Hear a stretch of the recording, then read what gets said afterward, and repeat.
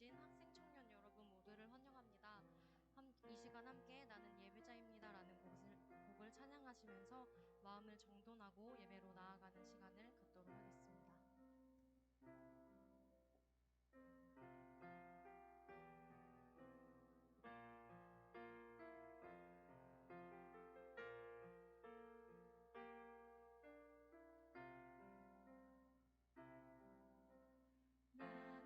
하나님을 예배하는 예배자입니다. 내가 서 있는 곳 어디서나 하나님을 예배합니다. 내 영혼 거룩한 은혜를 향하여 내 마음 완전한 하나님 향하여 이곳에서 바로 이 시간 하나님을 예배합니다.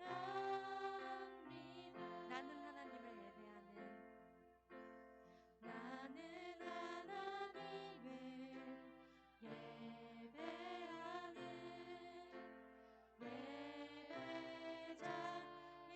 예배자입니다. 내가 서 있는 곳 어디서나 하나님을 예배합니다.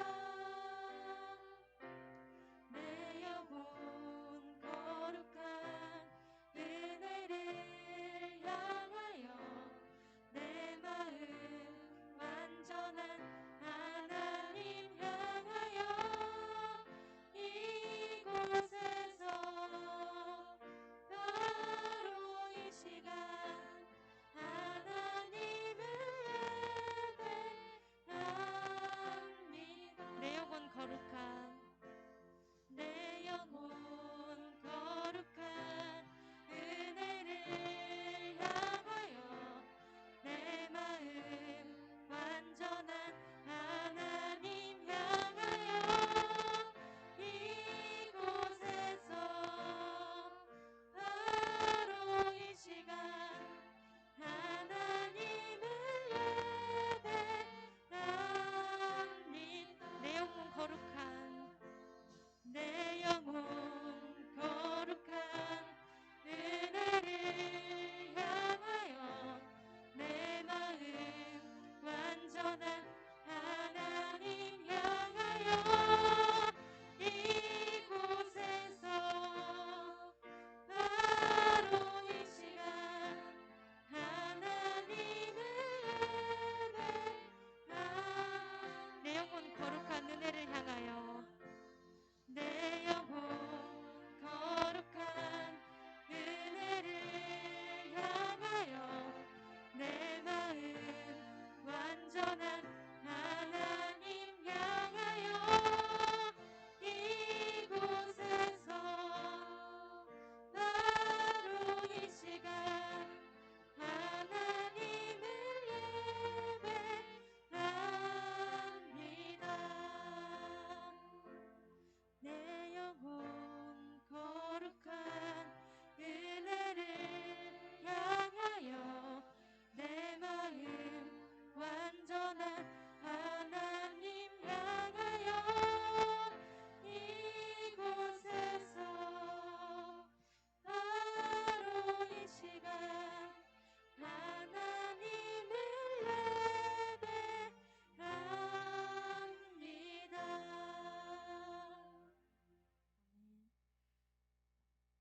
자격 없는 우리가 이 자리에 있을 수 있음은 예수님의 사랑이 있었기 때문인 줄을 기억하길 원합니다. 이 시간 예수 피를 힘입어 그리고 주님 마음 내게 주셔서 두 곡을 찬양하실 때 예수님께서 저에게 주신 그 사랑을 기억하기를 원하고 또 예수님의 사랑을 닮아가기를 원함을 함께 고백하시겠습니다.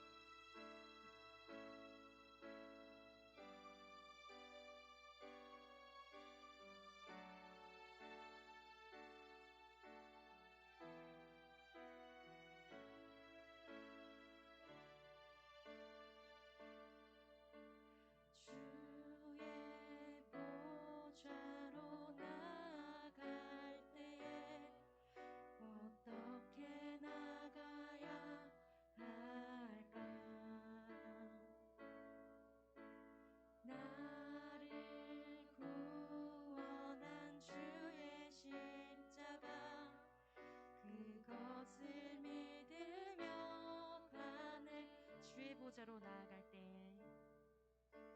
주의 보좌로 나아갈 때에 나 여전히 부족하나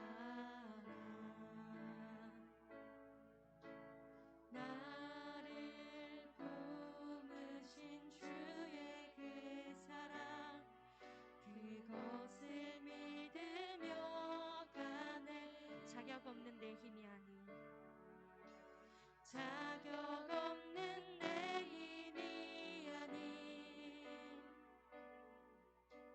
오직 예수님의 보혈로 자격 없는 내 힘이 아닌 오직 예수님의 보혈로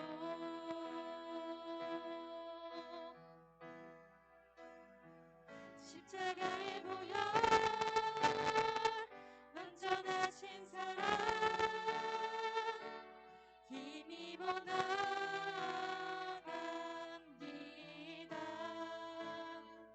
십자가의 보혈 완전하신 사랑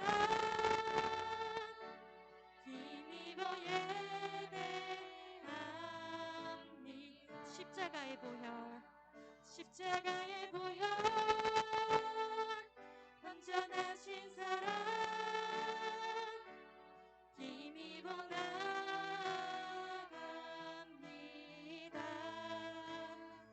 십자가의 보혈 완전하신 사랑 힘입어 예배합니다 자격 없는 내 힘이 아닌 자격 없는 내 힘이 아닌 오직 예수님의 보혈로 자격 없는 내 힘이 아닌 오직 예수님의 보혈로 자격 없는 내 힘이 아닌 자격 없는 내 힘이 아닌 오직 예수님의 보혈로 자격 없는 내 힘이 아닌 오직 예수님의 보혈로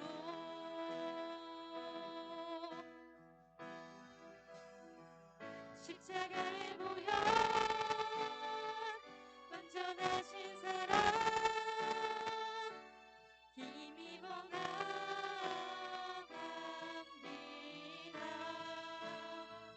십자가의 보혈 완전하신 사랑 힘입어 예배합니다 십자가의 보혈 십자가의 보혈 완전하신 사랑 힘입어 나갑니다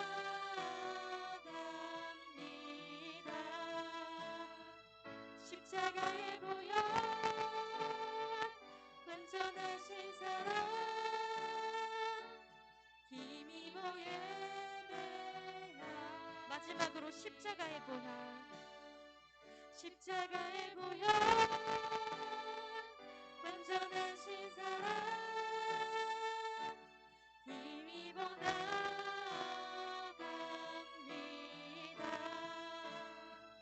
십자가의 보혈 완전하신 사랑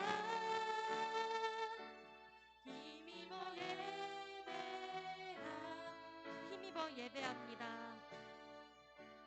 힘입어 예배합니다.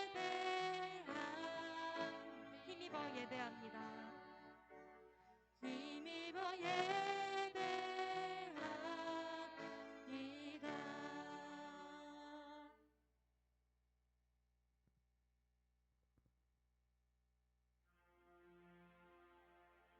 오소서 주님 나의 마음을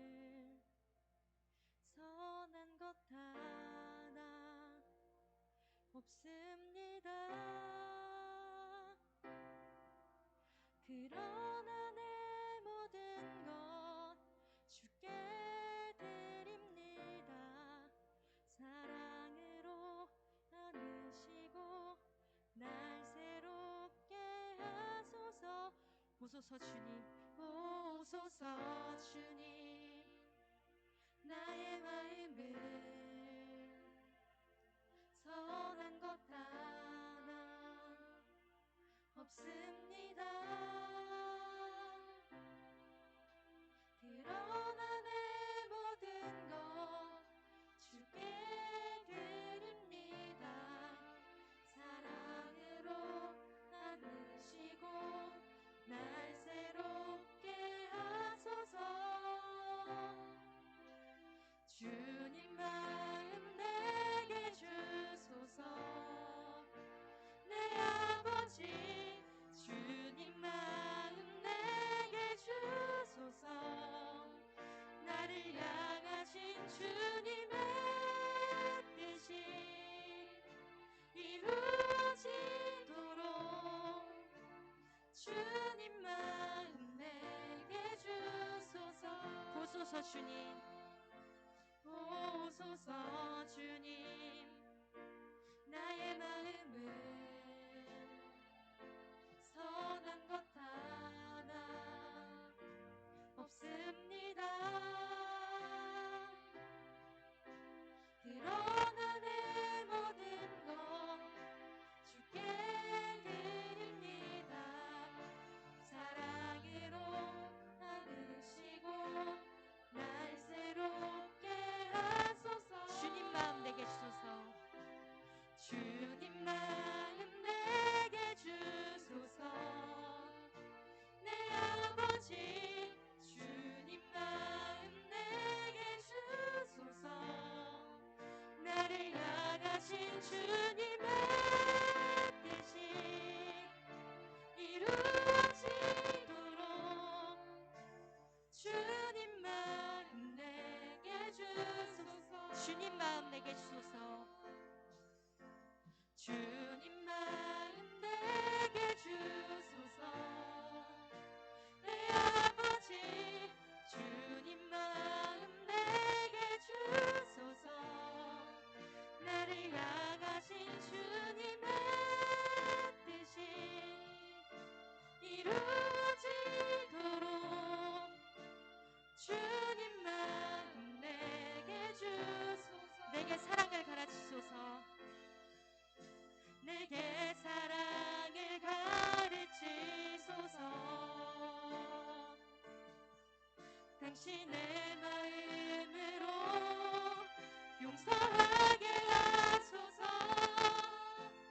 주의 성령 내게 채우사 주의 길 가게 하소서. 주님, 당신 마음 주소서. 주의 성령 내게 채우사 주의 성령 내게 채우사 주의 길 가게 하소서. 주님, 당신 마음 주소서. 주님 마음 내게 주소서. 주님 마음 내게 주소서. 내 아버지 주님 마음 내게 주소서. 나를 향하신 주님의 뜻이 이루어지도록 주님 마음 내게 주소서. 주님 마음 내게 주소서. 주님 마음 내게 주소서. 내 아버지 주님 마음 내게 주소서. 나를 향하신 주님의 뜻이 이루어지도록 주님 마음 내게 주소서. 하나님께서 우리에게 주신 사랑을 통해 우리가 이 자리에 와 있음을 기억하기를 원합니다. 귀한 자리에 우리를 불러주신 하나님의 사랑에 감사드리며 그 마음과 그 사랑을 저희에게도 부어주시기를, 그리고 그 사랑을 통해 저희가 그 사랑을 또 이 세상에 전하는 사람들이 되기를 위해서 함께 기도하시겠습니다.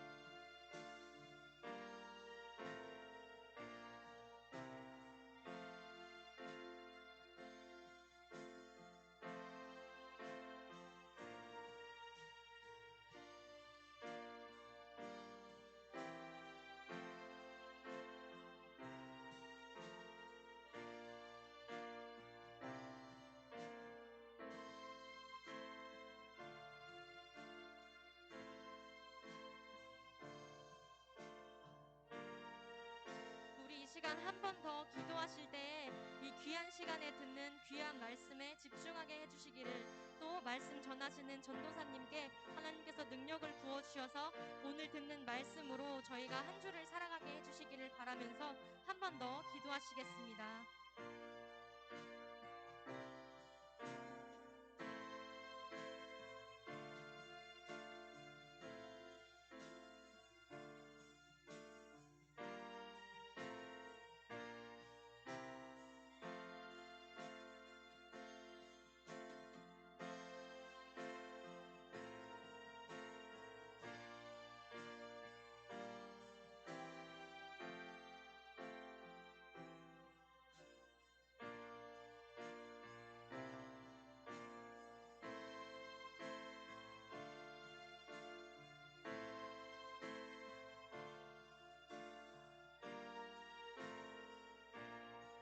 주님 마음 내게 주소서.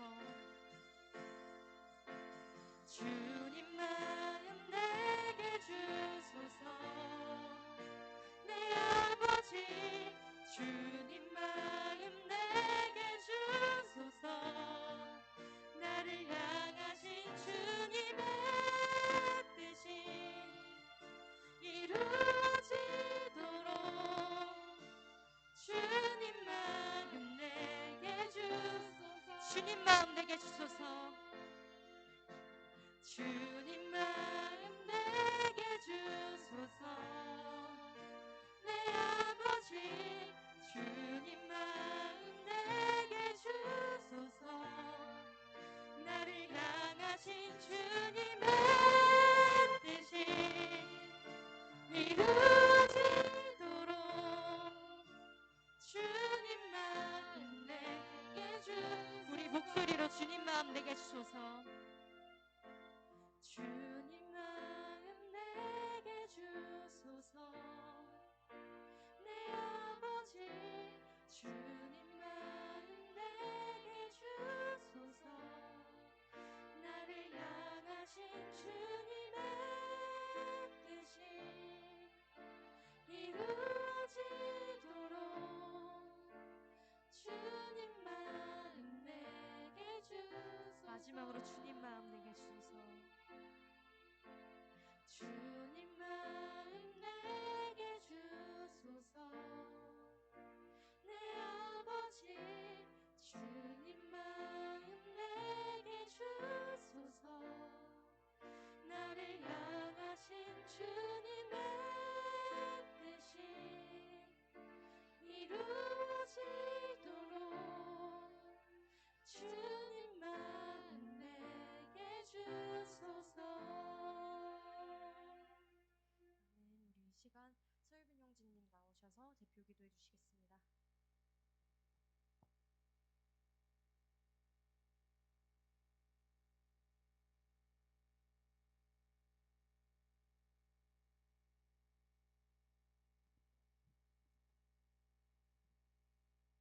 영광과 찬양받기에 합당하신 하나님 아버지, 10월의 첫 주를 잘 마치고 이곳에서 다 같이 예배할 수 있게 해주심에 감사드립니다. 지난 한 주간 우리의 부끄러운 모습들을 용서해 주시고 앞으로는 하나님의 이름을 높이는 모습을 보일 수 있도록 도와주세요. 코로나로 아직 이 자리에 오지 못한 형제자매들을 위로해 주시고 이 자리에 올 수 있게 여건을 허락해 주세요. 지금 이 시간 주시는 말씀을 한 주간 살아가며 실천할 수 있게 도와주시고 지금 이 시간 예배 인도해 주시는 전도사님을 축복하사 능력 있는 말씀을 전하게 하옵소서. 예수님의 이름으로 기도드렸습니다. 아멘.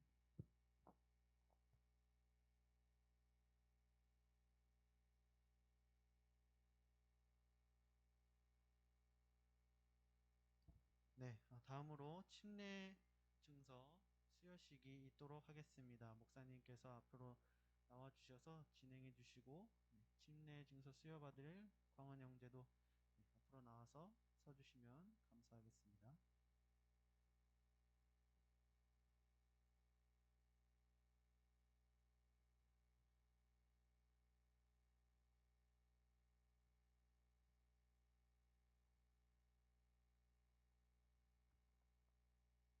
반가워. 침례증서 제17-2020-3호 성명 김광원. 위의 사람은 예수 그리스도를 개인의 구세주와 주인으로 영접하고 2020년 8월 9일 성부와 성자와 성령 이름으로 침례를 받았으므로 이 증서를 드립니다. 예수 함께 죽었고 예수 함께 살았노라. 2020년 9월 20일 인천 열린 성서 침례교회 주례자 정민철 목사 축하하고 축복합니다. 네. 시은 자매 받았어요? 그럼 이거는 나중에 전달해 주시도록 그렇게 하세요. 네, 침례 받으신 분들 주님의 이름으로 축복합니다. 이 시간 하나님의 말씀 함께 봉독해 올려드리도록 하겠습니다. 오늘 말씀은 사도행전 21장 37절에서 22장 29절 말씀입니다. 굉장히 길기 때문에 다음 넘겨주시고요. 네, 그래서 조금 핵심 문장인 22장 6절부터 11절만 봉독하고 나머지 본문은 말씀을 통해서 함께 살펴보도록 하겠습니다. 오늘 말씀은 사도행전 21장 37절에서 22장 29절 말씀이고요. 함께 읽을 본문은 22장 6절부터 11절 말씀입니다. 제가 먼저 읽고 여러분이 읽고 교독해서 봉독해 올려드리도록 하겠습니다. 가는 중 다메섹에 가까이 갔을 때에 오정쯤 되어 호련히 하늘로부터 큰 빛이 나를 둘러 비치매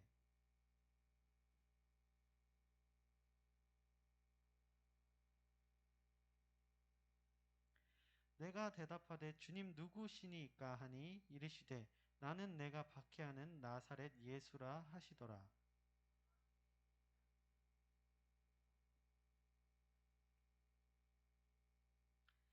내가 이르되 주님 무엇을 하리이까? 주께서 이르시되 일어나 다메섹으로 들어가라. 내가 해야 할 모든 것을 거기서 누가 이르리라 하시거늘.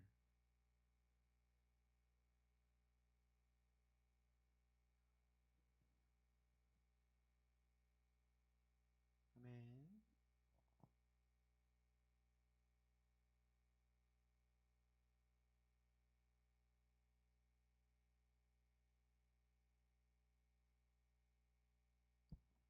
네, 다 함께 기도드리도록 하겠습니다. 사랑과 은혜가 많으신 하나님 아버지, 저희가 오늘도 이렇게 주님 앞에 나와서 주님께 예배하는 그 자리를 지킬 수 있게 해주시며 감사드립니다. 우리가 또 한 주간 세상에서 살아오면서 또 주일날 말씀을 듣고 예배하면서 주님께 올바르게 서야지 다짐했지만 또 바르게 쓰지 못하고 여러 번 넘어졌음을 고백합니다. 하지만 우리가 포기하지 않고 계속해서 일어나려고 하고 그 와중에 또 주님 의지하려고 하고 주님 붙들며 살아왔음도 고백합니다. 그래서 정말 우리가 주님 손길 놓지 않고 결국 또 한 주간 잘 버텨내고 이 자리에 나와 서 있습니다. 주님 우리의 이 모습을 주님께서 기뻐 받아주시고 정말 우리가 이 자리에 있는 가운데 주님께서 들려주시는 음성을 듣고 또 한 주간 내가 어떻게 살아야 할 것인가, 나에게 주님께서 무엇을 바라시는가를 캐치하고 돌아갈 수 있는 귀한 시간이 될 수 있도록 하여 주시옵소서. 모든 오늘 예배 시간 주님께서 기뻐 받아 주시기 원하며 사랑이 많으신 예수 그리스도의 이름으로 기도드렸습니다. 아멘.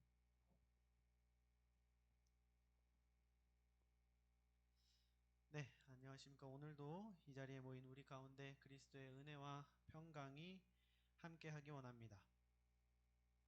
저번 주에 우리가 같이 보았듯이 바울은 유대 율법주의자들의 모함 때문에 돌에 맞아 죽을 뻔하다가 천부장의 등장으로 가까스로 살아서 결박되어서 가게 됩니다.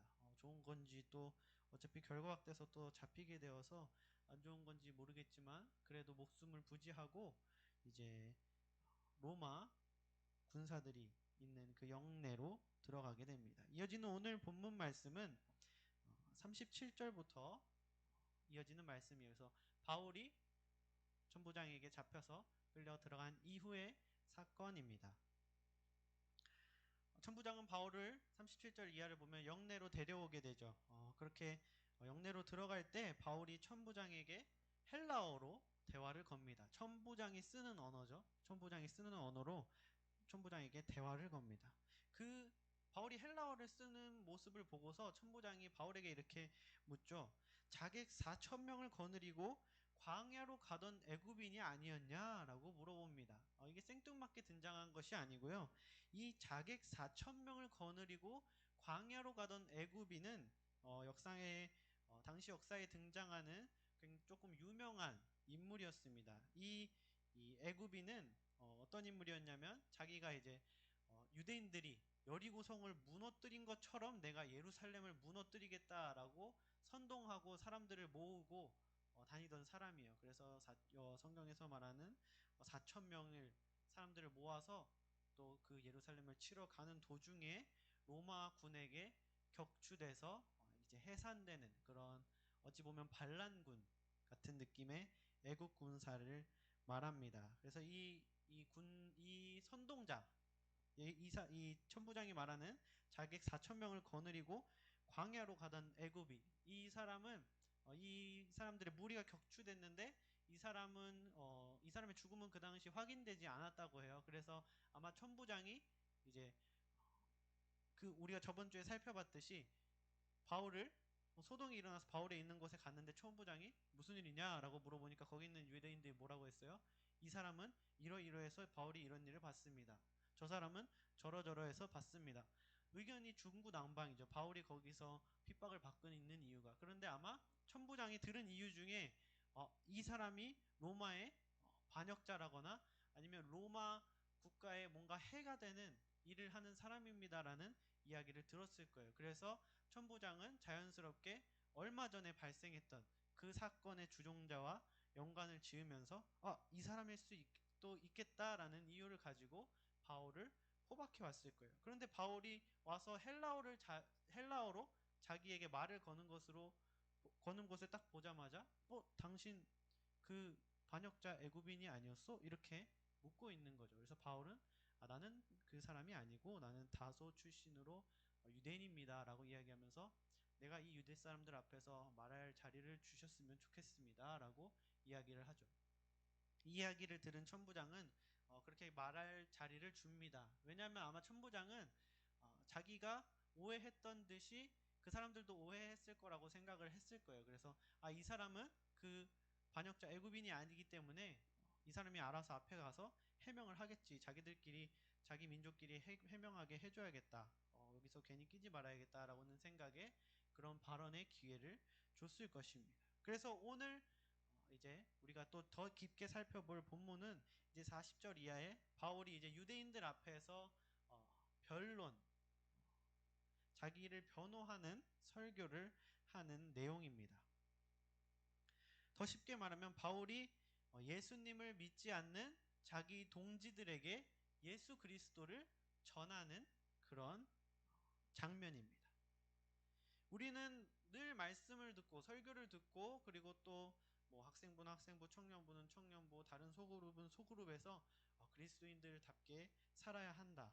우리가 말씀을 들으면 말씀을 듣고 마음에 새기고 실천하면서 복음을 또 말로써 전하고 행동으로 전하면서 살아야 한다라는 그런 권면을 굉장히 많이 듣고 살았을 거예요. 오늘 바울은 주변 사람에게, 내 주변에 믿지 않는 사람에게 어떻게 복음을 전하는 좋은 방법이 있는지 자신이 먼저 보여주면서 좋은 예시를 우리에게 보여줍니다. 그러므로 우리는 바울이 어떻게 복음을 전했는지, 자기 주위에 뭐 가족이 될 수도 있고 친구가 될 수도 있고 아니면 뭐 직장 뭐 지인 뭐 여러 사람이 될 수 있겠죠.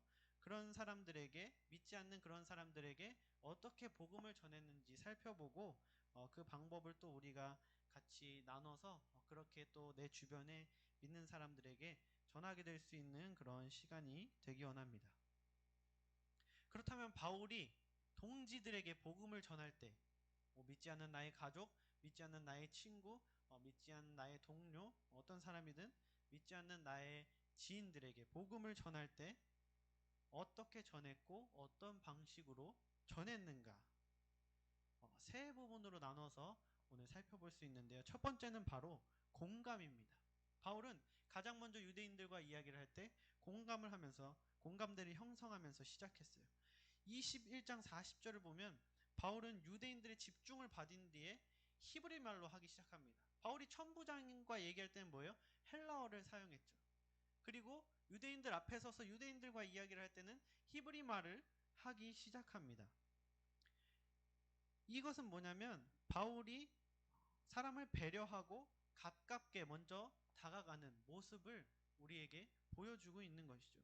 이 사실은 22장 2절을 해서 바울이 히브리 말을 하자 유대인들이 더 집중을 해요. 그 앞전에서 유대인들의 집중을 먼저 시켰는데 바울이 히브리 말을 하자 유대인들이 바울에게 더 집중을 하게 되죠. 그럼 바울의 수사학, 언변수를 우리가 확인을 할 수 있어요. 그것은 이들에게 조금 더 복음을 잘 전하고 싶은 마음에 바울이 사용한 그 공감이라는 무기입니다. 그리고 바울은 3절에서 5절, 3절 5절을 보면 이렇게 말해요. 나는 유대인으로 길리기아 다소에서 났고 이성에서 자라 가말리엘의 문화에서 우리 조상들의 율법에 엄한 교훈을 받았고 오늘 너희 모든 사람처럼 하나님께 대하여 열심히 있는 자라. 내가 이 돌을 박해하여 사람을 죽이기까지 하고 남녀를 결박하여 옥에 넘겼노니 이에 대제사장과 모든 장로들이 내 증인이라. 또 내가 그들에게서 다메섹 형제들에게 가는 공문을 받아가지고 거기 있는 자들도 결박하여 예루살렘으로 끌어다가 형벌을 받게 하려고 가더니 라고 말을 하고 있어요. 바울은 자기가 다소 출신이라고 이야기를 하고 있어요. 여기서 다소라는 지역은 헬라 문화가 굉장히 번성해 있고 우리가 요즘 뭐 인문학을 굉장히 인문학이 또 유행하고 있는데 수사학 그리고 스토아 철학이 굉장히 번성한 교육의 중심지, 학문의 중심지, 그런 굉장히 교양 있는 지식인들의 도시입니다. 그렇기 때문에 바울이 나는 다소 출신이다라는 말 속에는 자신이 세상적으로 교양이 있고 학문을 갖췄고 굉장히 지식이 있고 가방끈이 길다는 그런 모든 사실을 복합적으로 축약하고 있다는 사실이에요. 누가 너 공부 잘하니? 라고 했을 때 아니 그냥 나 뭐 서울대 나왔어. 이렇게 하면 그 안에 그 말 안에 모든 내용이 다 축약이 돼 있잖아요. 마찬가지 바울이 나는 다소 출신이다라는 말에 그러한 내용들이 함축되어 있는 거죠. 또 바울이 뭐라고 하냐면 예루살렘의 가말리엘이라는 선생님의 제자라는 사실을 밝힙니다. 가말리엘이 누구냐면 우리가 굉장히 잘 아는 바리새인들 있죠. 바리새인들에게는 두 가지 파가 있었어요. 뭐 우리가 뭐 여당 야당 보수 뭐 진보 이렇게 있듯이 바리새인 안에서도 두 가지의 큰 파가 있었는데 그 파 중에 하나는 샴마이 학파라는 학파고 다른 하나는 힐렐 학파라는 학파입니다. 이 힐렐 학파의 창시자가 힐렐인데 이 가말리엘은 힐렐의 손자로서 이 당시 힐렐 학파를 이끄는 수장이었어요. 그래서 그 당시 유대인들에게 존경받는 선생이자 유대인이었죠. 그렇기 때문에 내가 가말리엘의 제자, 가말리엘의 문화생이라는 것은 무엇을 나타내냐면 아까 내가 다소 출신이라고 말했던 것처럼 내가 가말리엘의 문화생이다라는 것은 뭐냐면 내가 여러분처럼 혹은 여러분들보다 더 엄격하고 경건하게 율법을 지키던 사람입니다라는 것이 축약되어 있는 거예요. 그 당시에 나는 가말리엘의 제자야 하면 우와 너가 가말리엘의 제자구나 라고 할 정도로 제자들조차 굉장히 경건한 사람으로 인정받고 있었기 때문입니다. 그리고 바울은 뭐라 그래요? 내가 대제사장들과 여기 있는 장로들에게 직접 공문을 받아서 그리스도인들을 잡아서 옥에 가두고 죽이고 다녔다라고 말하죠. 그곳에 있는 몇몇 사람들을 또 자기가 그렇게 열성적인 유대인이었다는 증인으로 세우는 거예요. 쉽게 말하면 바울은 나는 세상적으로 보면 굉장히 많이 배운 사람이고 너희처럼 아니면 어쩌면 여러분보다 더 열성적으로 유대 율법을 따르던 사람입니다. 내가 다소 출신이고 가말리엘의 제자로 내가 유대 그리스도인들을 잡으러 다닐 때 대제사장과 장로들에게 공문을 받았다는 그 사실만으로도 여러분들은 충분히 아실 거라 믿습니다 라고 이야기를 하는 거예요. 그러면서 나도 여러분과 똑같은 사람이었고 어찌 보면 여러분보다 더 열심히 율법을 지키고 행하는 사람이었습니다 라고 뭐예요? 접근을 하고 있는 거죠. 공감을 사고 있는 겁니다. 이것이 왜 중요하냐면 여러분 제가 만약에 여기 여러분들 딱 모아놓고 수능 특강을 하러 오면 수능 만점자예요. 그래서 누군가 저에게 질문을 합니다. 어떻게 수능을 만점 받으셨냐? 이렇게 질문을 했어요. 그러면 제가 뭐라 그러겠어요? 아, 학교 수업 잘 듣고 그냥 잘 때 딱 열심히 자고 놀 때 놀고 공부할 때 공부 딱 집중해서 하니까 되던데요? 라고 하면 여러분은 뭐라고 생각하겠어요? 재수없어. 그렇죠? 아니면 그냥 타고나서 그런 거네. 뭐 여러 가지 생각을 하겠죠. 그냥 아, 저 사람은 그냥 수능을 만점 받게 태어난 거네. 하나님이 그렇게 창조를 하셨네. 이런 생각을 할 거예요. 그런데 만약에 여기 은성이가 나왔다고 칩시다. 은성이가 어느 날 이제 제가 정신을 차려야겠어요. 이러더니 공부를 할 거예요. 이래요. 그러더니 어느 날 수능을 봤는데 만점을 맞았어요. 사람들이 와갖고 은성아 도대체 이게 무슨 일이니 하면서 은성이한테 물어봤어요. 은성이가 제가 뭐 공부한다고 해서 금요일 토요일 주일날 예배 빠진 거 아니고 여러분 다 같이 사역하면서 봤잖아요. 저는 그냥 이제 정신 차려 공부해야겠다 하고 밥 먹고 한 6시간만 물도 안 마시고 화장실도 안 가고 그때만 그냥 딱 집중해서 하니까 저도 만점 맞을 줄은 몰랐는데 하나님께서 이렇게 해주셨네요 라고 했을 때 뭐예요? 우리는 그렇게 하면 진짜 될 수도 있구나. 그렇게 집중하면 집중력의 효과가 높고 하나님께서 진짜 그렇게 섬기는 사람을 쓸 수 있구나 라고 뭐예요? 공감을 하게 되죠. 그냥 저기 멀리 있는 수능 만점자의 그 말을 듣는 것보다는 주변에 같이 생활하던 사람의 말을 들을 때 우리는 그것에 더 뭐예요? 신빙성을 가지게 되고 귀를 기울이게 됩니다. 바울도 마찬가지예요. 자기 주변에 믿지 않는 사람들에게 접근할 때 나도 예수님 믿기 전에는 너네랑 똑같았어 라고 접근을 하는 거예요. 그런데 있잖아 라고 하면서 뭐예요? 예수님을 그 다음에 바울이 전하기 시작하는 거예요. 첫 번째는 뭐예요? 나도 예수님 믿기 전에는 똑같이 행동하고 똑같이 반응하던 사람이었잖아. 안 그래? 너도 알잖아 라고 얘기하면서 그런데 말이야 라고 하면서 두 번째, 세 번째로 나아가는 바울의 모습을 우리가 볼 수 있습니다. 그렇다면 공감을 한 다음 두 번째 바울이 보여준 모습은 무엇이었을까요? 그것은 바로 내가 만난 예수님을 전하는 거예요. 바울이 그동안 예수님을 많이 전해왔죠. 많이 전해왔는데 오늘의 특징은 뭐냐면 뭐 성경 구절을 풀어준다든지 이런 것이 아니고 뭐예요? 내가 예수님을 어떻게 만났는지 전한다는 거예요. 나는 예수님을 이렇게 만났어 라고 전한다는 겁니다. 근데 거기에는 세 가지 바울이 굉장히 중요한 세 가지 특징을 담아서 전하고 있어요.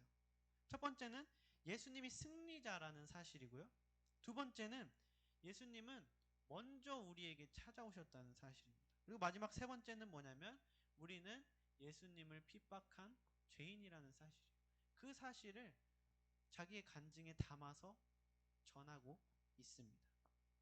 먼저 6절의 시작을 보면 하늘로부터 호련히 큰 빛이 바울을 둘러 비쳤다라고 말하고 9절은 함께하는 사람이 빛을 같이 봤다고 말하고 있고 11절은 그 빛의 광채로 내가 볼 수 없게 되었다.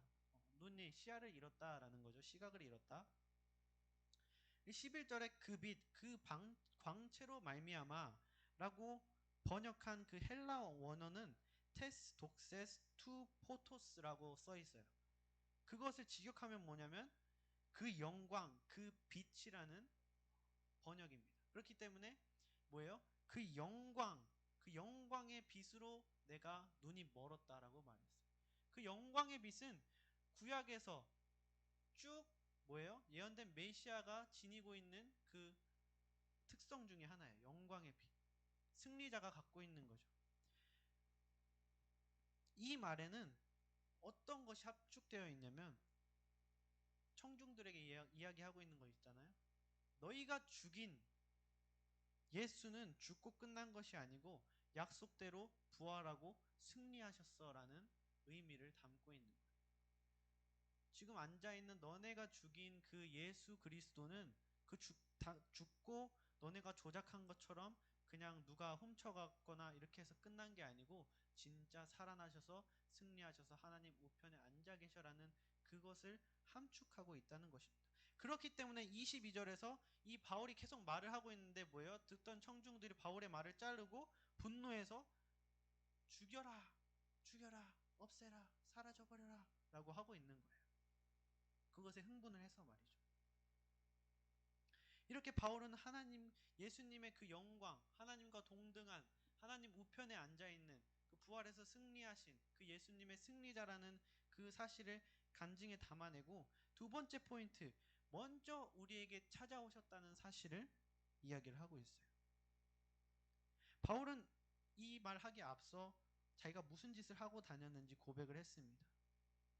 그리고 6절에서 그렇게 예수를 따르는 자들을 핍박하고 다니던 중에 영광의 승리자이신 예수님이 영광의 빛으로 나에게 찾아오셨다는 거예요.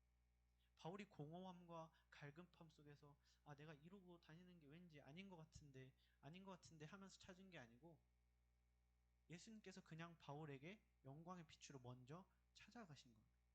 바울이 예수님을 갈급해하고 갈망하고 구해서 바울에게 찾아간 게 아니에요. 예수님은 그냥 바울이 예수님이 필요한 존재임을 아시고 바울에게 먼저 찾아가신 거고, 우리가 예수님이 당연히 필요한 존재인 것을 아시고 우리가 요청하기도 전에 먼저 이 땅에 오셨다는 사실입니다. 그것을 그곳 사람들에게 말해주고 있는 거예요. 예수님이 먼저 찾아오셨다는 사실. 요한복음 1장 9절에서 13절을 보면 이렇게 말합니다. 참빛 곧 세상에 와서 각 사람에게 비추는 빛이 있었나니 그가 세상에 계셨으며 세상은 그로 말미암아 지은 바 되었으되 세상이 그를 알지 못하였고 자기 땅에 오매 자기 백성이 영접하지 아니하였으나 영접하는 자 곧 그 이름을 믿는 자들에게는 하나님의 자녀가 되는 권세를 주셨으니 이는 혈통으로나 육정으로나 사람의 뜻으로 나지 아니하고 오직 하나님께로부터 난 자들이라 라고 말합니다. 참 빛이신 예수님께서 세상 만물, 천지 만물을 창조하셨어요. 그런데 세상은 그것을 알지 못했어요. 그리고 세상을 위해서 세상이 요청하기 전에 세상이 예수님을 필요한 것을 아시고 이 땅에 오셨는데 자기네들이 필요한 것도 모르고 예수님이 오신 것조차 몰랐던 것이 바로 인간입니다. 성경이 분명하게 말하고 있죠. 하지만 예수님은 우리의 필요를 아시고 우리가 반드시 예수님이 필요한 존재라는 것을 아시고 먼저 오셨다는 것 사실이에요. 우리가 요청하기도 전에 우리에게 먼저 오셨다는 사실입니다. 우리가 그래서 뭐라 그래요? 아무도 몰랐어. 아무도 예수님이 이 땅에 왔는데 영접하지 않았어요. 그런데 그 사실을 알고 영접하는 자, 그 이름을 믿는 자들에게는 하나님의 자녀가 되는 권세를 주신 것. 우리는 그 사실을 믿고 깨닫고 알아서 지금 이 자리에 있는 것이지 않습니까? 그런데 뭐예요? 대부분의 사람들은 그 사실조차 모르고 예수님이 우리를 위해 오셨다는 사실도 모른다는 거예요. 그렇기 때문에 우리가 해야 할 일은 먼저 안 사람으로서 모르는 사람에게 알려주는 일이 뭐예요? 우리의 사명이란 말입니다. 그것이 바로 우리 그리스도인들이 해야 할 사명이고, 바울이 지금 그들과 똑같은 입장이었는데 자기가 먼저 안 사람으로서 그들에게 예수님을 전하고 있는 그런 모습을 보여주고 있다는 사실이에요.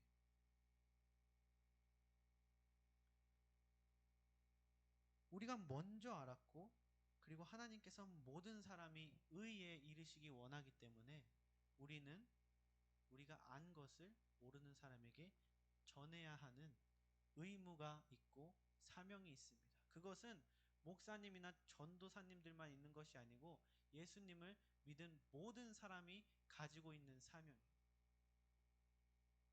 그렇다면 세 번째 포인트, 내가 공감을 하고 복음을 내가 만난 하나님에 적셔서 전해줬어요. 나는 이런 하나님을 만났고 이렇게 만났고 이런 부분에서 이렇게 했어. 이렇게 전해줬습니다.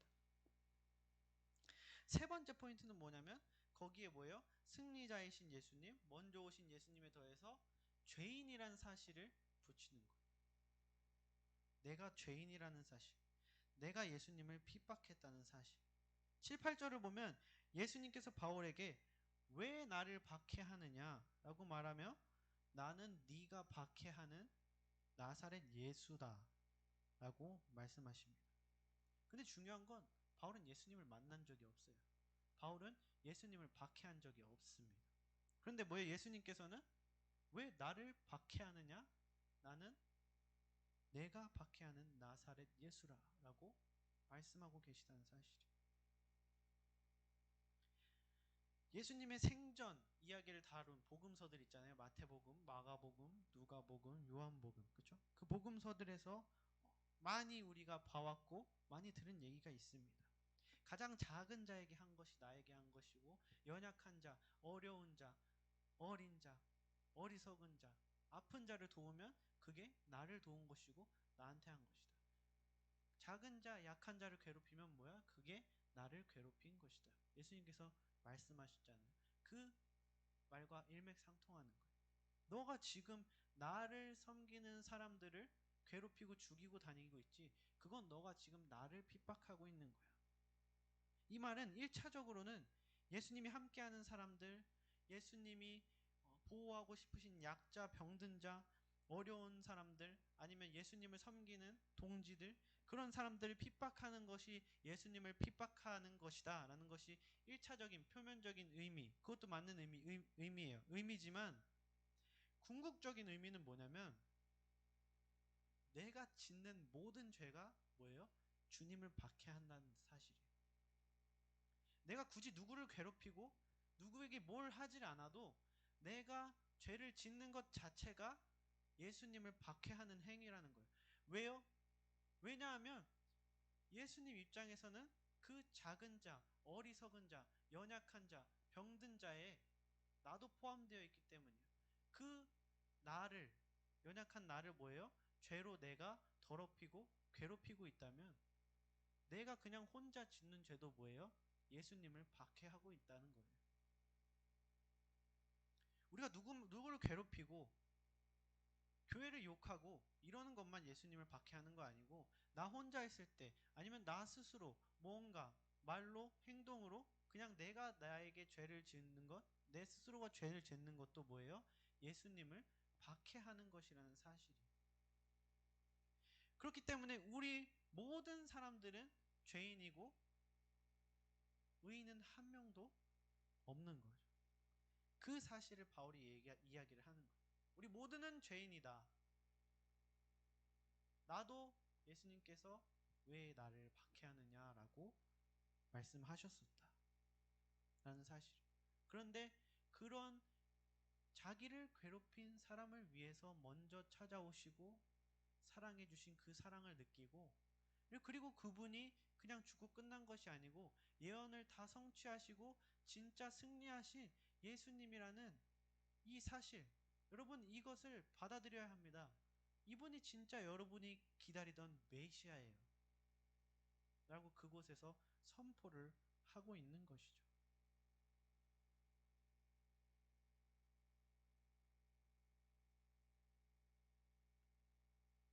바울은 이 일련의 구원의 핵심을 자신의 간증에 담아서 전달을 하고 있는 것입니다.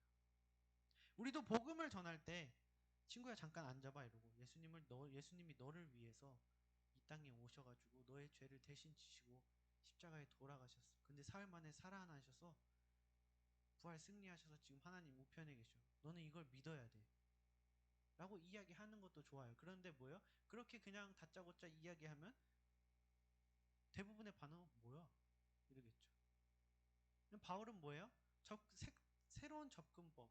정말 그 사람이 예수님을 받아들일 더 효과적인 접근법을 우리에게 보여주고 있는 거예요.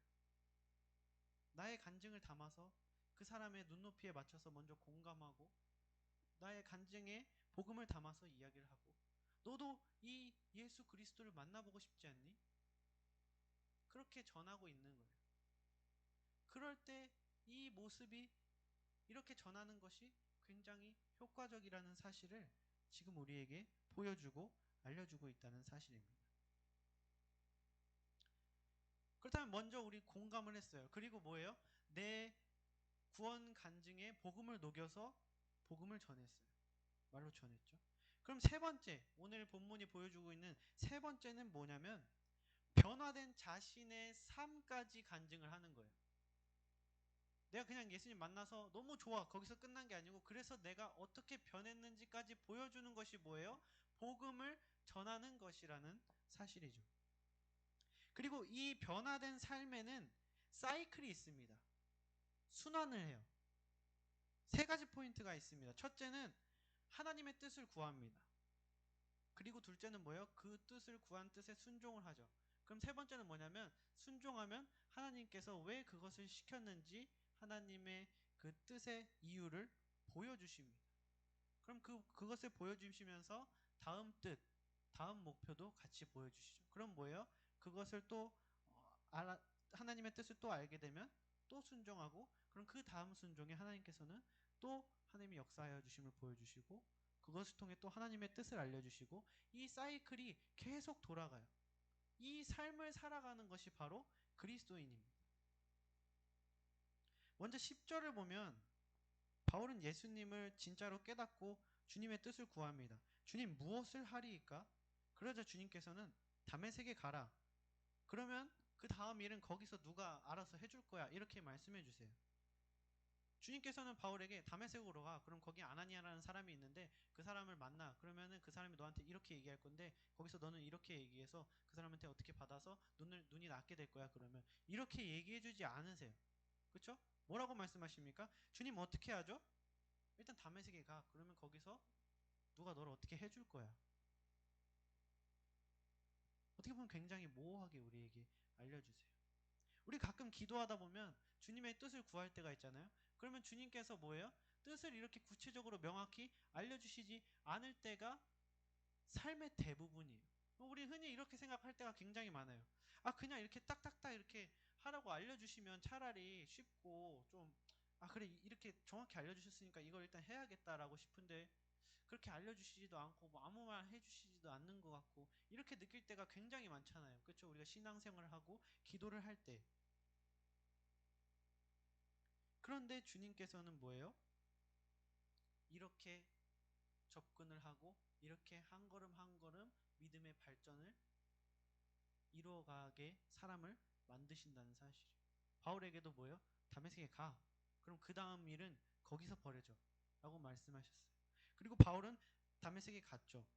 11절에서 주님의 말씀에 순종을 합니다. 그리고 순종했을 때 뭐예요? 주님께서는 거기에 보낸 이유, 왜 바울이 거기에 갔는지를 주님의 그 역사하심을 통해서 보여주시죠. 그리고 뭐예요? 다음 스텝을 제시해 주십니다. 바울이 11절에서 순종을 합니다. 그리고 12절 13절을 보면 하나님께서 준비해 주신 아나니아라는 사람이 바울의 눈을 뜨게 해주죠. 그리고 14, 15절은 이렇게 말합니다.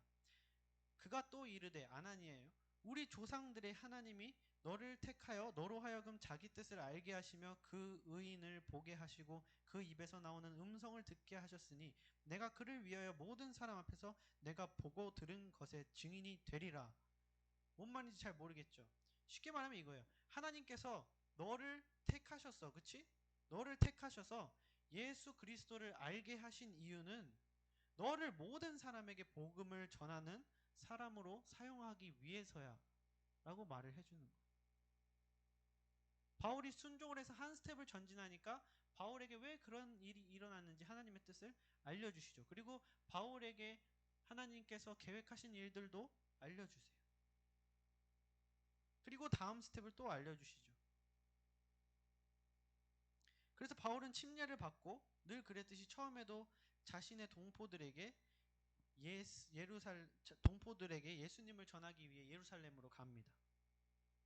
그런데 17절부터 보면 주님께서 또 바울에게 나타나셔서 예루살렘에서 나가라고 하세요.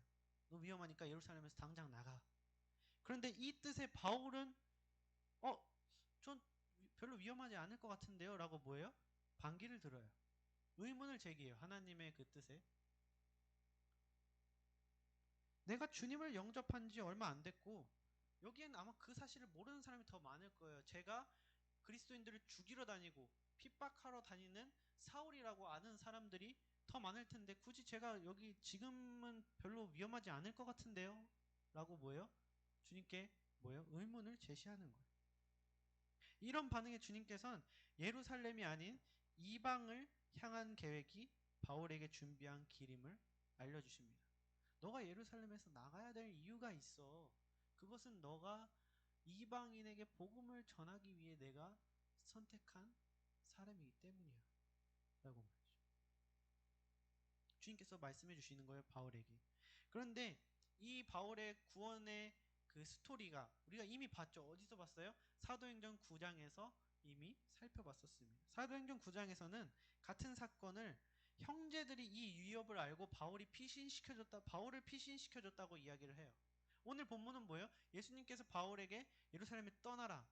너가 위험하다라고 말해주는데 사도행전 9장에서는 형제들이 그 위험을 알아채고 바울을 피신시켜줬다고 말해요. 뭡니까? 바울은 주님의 음성과 주님의 뜻을 깨닫고 그리고 자기와 같은 동지, 같은 그리스도인들에게서도 같은 것을 보고서 이것이 진짜 주님의 뜻이구나라는 확신을 얻게 됐다는 거예요. 그냥 하나님의 뜻만 맹목적으로 아니면 그냥 옆 사람의 그 뜻에 귀가 팔랑팔랑거려서 쫓아다니는 게 아니고 하나님의 뜻도 확인하고 그리고 나와 함께하는 그리스도인들을 통해서 사람들을 통해서 또 이 사람들을 통해서 하나님의 뜻에 더 확신을 가지고 움직였다는 사실입니다. 이 뜻을 구함, 그리고 순종, 그리고 목격, 하나님의 그 역사하심을 목격하는 거죠. 그러면 또 뭐예요? 하나님의 뜻을 또 구해서 알게 되고 그것에 또 순종하고 그리고 또 하나님의 다음 스텝을 또 목격하게 됩니다. 그럼 거기서 또 하나님의 또 새로운 뜻을 우리가 뭐예요? 구하고 알게 돼요. 이 순환의 사이클이 계속 반복되는 게 그리스도인의 삶이에요. 죽을 때까지 또는 예수님이 이 땅에 오실 때까지. 그런데 우리는 착각해요. 이 사이클을 가끔 내가 한창 젊었을 때, 믿음 좋을 때, 순수할 때, 열심히 있을 때 막 내가 이 사이클을 한 4번, 5번 반복했었어요. 그리고 어느 순간 내가 믿음이 조금씩 무너지다가 나도 알아채지 못한 순간에 넘어졌는데 내가 넘어졌는지도 모르는 상태예요.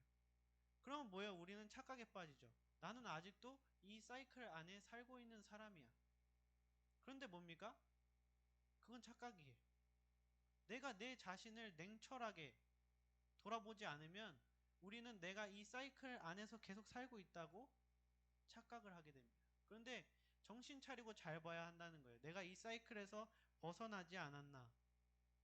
어느 순간 순종의 영역에서 아니면 하나님의 역사하심을 목격하고 하나님의 그 다음 뜻을 안 구하진 않았나? 그것을 뭔가 내가 하나님께서 멀어진 것 같다는 느낌이 들 때 정신 차리고 내 자신을 돌아보고 내가 이 사이클 안에서 계속 그리스도인의 순환을 하고 있는가를 살펴봐야 한다는 거예요. 그것을 살펴보지 않는다면 우리는 서서히 사탄에게 갉아먹혀서 죽어가는지도 모르고 이 사이클에서 튕겨져 나가는지도 모른 채 점점 예수님께서 멀어져가는 삶을 살게 된다는 사실입니다. 여러분, 우리 흔히 그냥 우리가 믿음에 저분은 되게 믿음이 좋아. 저분은 믿음이 그렇게 별로 신앙생활 오래 했는데 좋지 않은 것 같아. 이렇게 판단을 할 때도 있는데, 그 판단을 할 때 판단을 하는 여러분 우리의 기준이 무엇입니까? 그것은 바로 뭐예요? 그 사람의 믿음 생활이에요. 그죠? 저 사람이 말로만 하면서 믿음 생활 똑바로 하지 않는 사람인가? 아니면 교회에선 되게 열심히 성실하게 착하게 잘하는데 밖에만 나가면 완전히 그냥 180도 다른 사람으로 변하는 사람이지 않을까? 아니면 저 사람은 교회에서도 대단한데 그 모습이 밖에도 똑같아. 이 사람을 보면 우리는 뭐예요? 대단하다. 저게 그리스도인이구나. 나도 저런 그리스도인이 되고 싶다. 그렇죠? 우리가 여러분들 큐티 하면서 많이 느꼈잖아요. 바울 대단하다. 바울 같은 사람이 되고 싶다. 한결같은 믿음, 언제 어디서나 동일한 믿음을 행하는 사람. 그랬을 때 뭐예요? 우리가 전하는 그 복음에 내가 힘을 실을 수 있고 그 복음이 내가 전하는 사람에게 크게 작용할 수 있다는 사실. 내가 그 사람한테 공감을 했어요.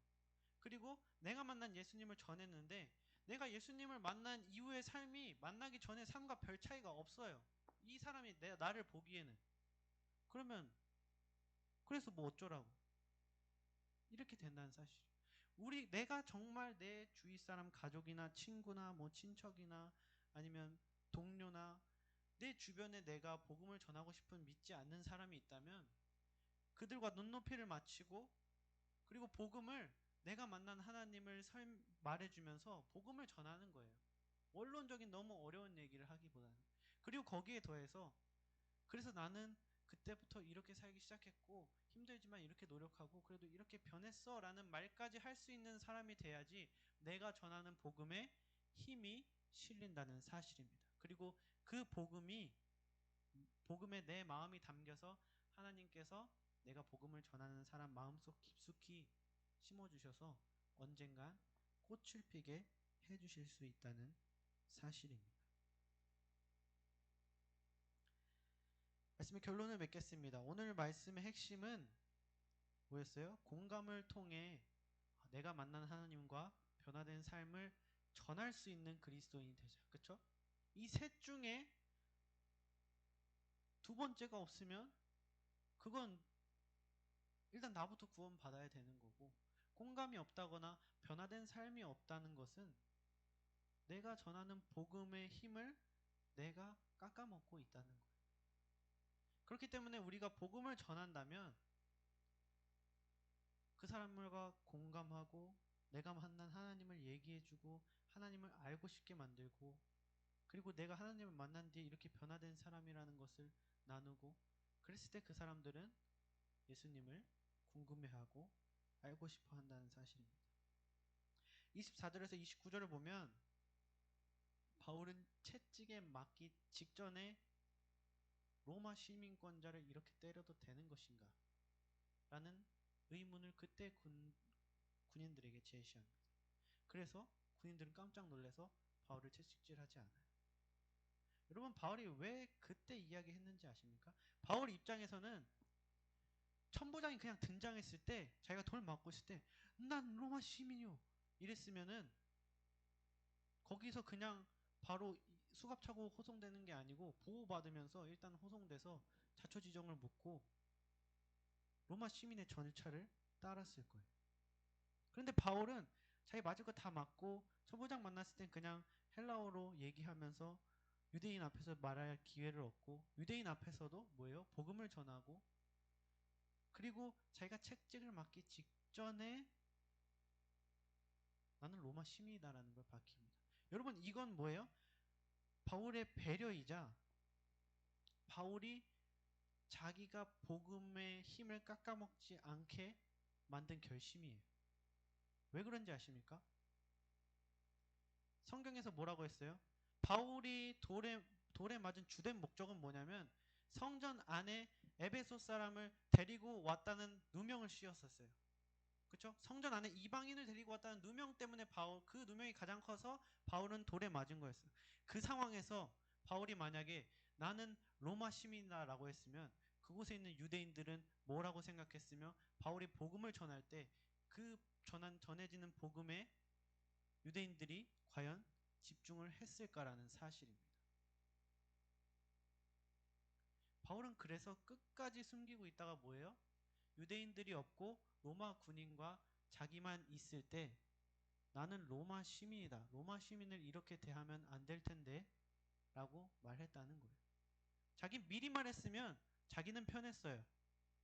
그런데 뭡니까? 바울은 자기가 전할 복음에 자기가 로마 시민이라는 사실이 밝혀지면 이 복음의 힘이 떨어지기 때문에 뭐예요? 자기가 겪을 고난이 커지지만 거기서 감내하고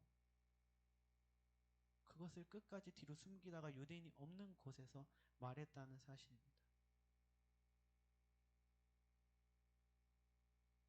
복음에 어떻게 하면 내가 방해가 되지 않고 어떻게 하면 내가 복음에 조금이나마 더 힘을 실어서 하나님께서 더 잘 복음이 전달될 수 있도록 역사하시게 내가 할 수 있을까?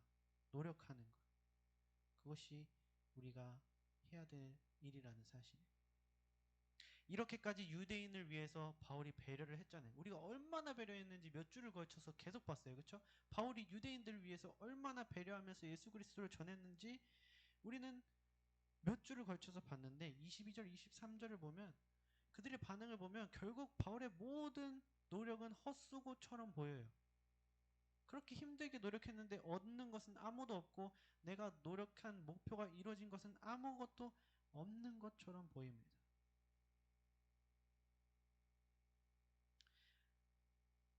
하지만 그때 전달된 복음의 씨앗, 거기 모인 수많은 유대인들에게 전달된 그 복음의 씨앗은 분명히 그들 중 누군가의 마음에 심겨서 어느 순간 꽃을 피워서 그들이 예수님을 만나게 되는 그 역사를 만들었을 줄 믿습니다. 바울이 우리가 그 전에 계속 살펴봤잖아요. 바울이 복음을 전할 때마다 유대인들에게 핍박은 받지만 꼭 그 속에서 바울의 복음을 듣고 반응하는 유대인들이 계속해서 있어 왔어요. 그 말은 뭐냐면 이곳에서도 분명히 반응해서 예수님께 돌아온 유대인이 있었을 거라는 사실이에요.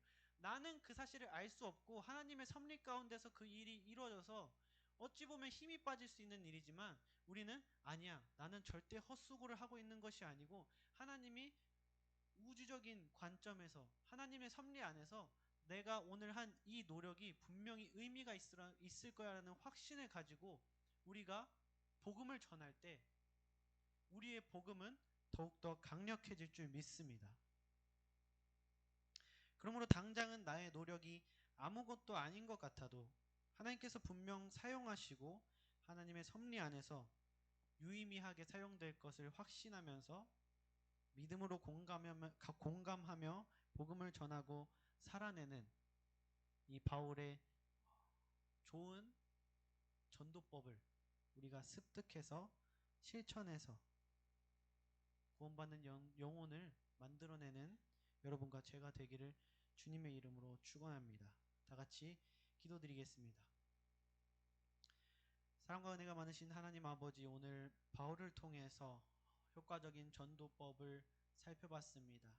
우리가 복음을 전하고자 하는 사람을 위해서 눈높이를 맞추고 그들과 공감을 하고 그리고 그 예수 그리스도의 그 구원의 역사를 내가 만난 그 경험과 섞어서 이해하기 쉽게 전하고 또 예수님을 만난 다음에 변화된 그 삶이 얼마나 행복한지까지 말할 수 있는 사람이 되었을 때 우리가 전하는 복음은 굉장히 크게 일을 할 줄 믿습니다. 우리가 이 공감과 그리고 나의 고백과 그리고 예수 그리스도의 그리스도인으로 사는 그 삶을 다 살아내서 그 말을 당당하게 꾸미지 않고 해낼 수 있는 그리스도인이 되기 원합니다. 주님, 우리가 그런 그리스도인이 될 수 있도록 우리의 마음을 항상 다 잡아주시고 또 한 주간 마음을 지켜주시고 무너지지 않게 해주시고 이 시간 깨닫고 결심한 것들 한 주간 잘 살아낼 수 있도록 그래서 복음을 바울처럼 효과적으로 전하는 사람이 될 수 있도록 주님 도와주시고 역사하여 주시옵소서. 감사드리며 예수 그리스도의 이름으로 기도드렸습니다. 아멘. 광고 말씀 드리도록 하겠습니다. 광고하고 오늘 예배 오신 여러분들 환영하고요. 일어나라 빛을 발하라 교회 표요 한 1년 얼마 안 남았는데 한 해 얼마 안 남았는데 일어나서 빛이 되는 바울과 같이 빛이 되는 남은 2020년을 보내는 우리 인천 열린교회가 되기 원합니다. 주일 예배와 수요 예배는 실시간 예배와 함께 예배당에서 50명 미만으로 예배가 드려지고요. 새벽기도 10월 19일부터 실시간 온라인과 함께 현장 새벽기도와 병행돼서 진행이 되고요. 금요기도도 마찬가지로 실시간 예배와 함께 현장 예배로 병행된다는 점 10월 23일부터 병행된다는 점 참고해 주시고요. 초등부 예배는 오늘부터 11시에 3층에서 실시간 예배와 함께 드려지기 시작했습니다. 부모님과 함께 애톰 꼭 잘 부모님께서 애톰 꼭 잘 아이들과 함께 해주시길 바라고요. 임시 재직회가 다음 주 오전 10시 20분부터 10시 40분에 있습니다. 말씀으로 말미암아 주일 설교 말씀을 가지고 한 주간 승리하며 살도록 돕기 위해 준비된 말씀으로 말미암아가 매주 월요일에 전달이 됩니다. 그래서 단톡방으로 뿌려지는 그것을 저장해서 틈틈이 스치다가 보면서 주님 안에서 계속 깨어있는 삶을 사는 우리가 되기를 원합니다. 오늘 축복된 침례증서 수여식이 있었고요. 김영태 전사님 가정에서 부친상 은혜 가운데 마침에 감사드리며 떡을 섬겨주셨습니다. 떡 가면서 받으시면 여기서 드시지 마시고 집에 가서 드셔주시기 바라고요. 10월 기도의 집은 별도 광고가 있을 때까지 영상 기도의 집으로 진행되고 10월 23일 금요일에 금요 기도회 후 10시 기도의 집 사역자 모임이 있고요. 이번 주 제자훈련은 온라인으로 진행이 됩니다. 예배가 마치면 학생부는 셀별 모임을 진행해 주시고 청년부는 저기 맨 뒷자리 좌석 테이블에 셀이나 셀 상관없이 다 같이 모여서 다른 모임을 갖지 않는 청년들 다 같이 모여서 그동안 말씀도 나누고 큐티도 나누고 한 주간 삶도 나누는 시간을 갖고 헤어지시면 되겠습니다. 기도하고 오늘 예배는 마치도록 하겠습니다. 사랑이 많으신 하나님 아버지, 오늘 또 이 자리에서 주님께 소리 높여 찬양하고 영광 돌리고 또 주님과 교제하는 기도를 할 수 있는 시간 주심에 감사드립니다. 또한 주님의 말씀을 듣고 주님의 뜻을 알아챌 수 있는 하나님의 자녀라는 자격을 주심에 감사드립니다. 하나님의 자녀로서 마땅히 오늘 들은 말씀 한 주간 또 세상에서 살아낼 수 있는 그런 힘찬 그리스도인이 될 수 있도록 여기 모인 우리가 그런 그리스도인이 될 수 있도록 특히 더 보호하여 주시고 역사하여 주시옵소서. 감사드리며 예수 그리스도의 이름으로 기도드렸습니다.